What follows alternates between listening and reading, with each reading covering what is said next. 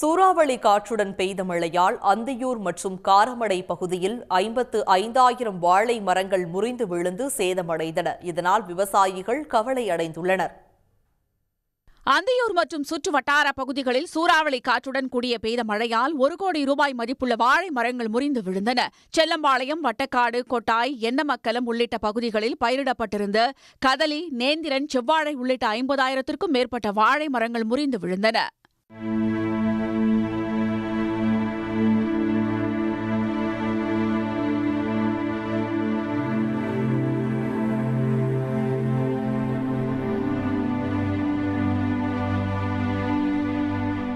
இதன் காரணமாக 1 கோடி ரூபாய்க்கு மேல் இழப்பு ஏற்பட்டுள்ளதாக விவசாயிகள் வேதனையுடன் தெரிவித்தனர். எண்ணமங்கலம், இங்கே செல்லம்பாளையம் எல்லாம் சூறாவளி காற்றுல வந்து அடித்து ஒரு 2 மாதம் 3 மாதம் வாழை அறுவடை ஆக போகுது. நேற்று சூறாவளி காற்று எல்லாம் முடிஞ்சு இன்றைக்கி எல்லாம் நிறையா விவசாயிகளுக்கு இழப்பீடு நிறையா ஆகி போச்சுங்க. ஒவ்வொரு வாழைக்கும் பார்த்தீங்கன்னா ஒரு 200 ரூபாய்க்கு மேலே நஷ்டம் நாங்கள் முதலீடு போட்டிருக்கிறோம். இன்றைக்கி பார்த்தீங்கன்னா எல்லாம் புடைக்கு வர இதில் எல்லாமே காற்றுக்கெல்லாம் சாஞ்சு போச்சு. குறைஞ்சபட்சம் ஒரு 50,000 மரத்துக்கு மேலே இன்றைக்கி சேதாரம் ஆயிடுச்சு.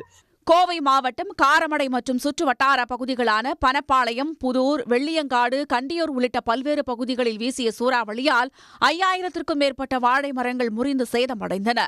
அறுவடைக்கு தயாராக இருந்த வாழைகள் சேதமடைந்ததால் பெரும் இழப்பு ஏற்பட்டுள்ளதாக விவசாயிகள் கவலை தெரிவித்துள்ளனர்.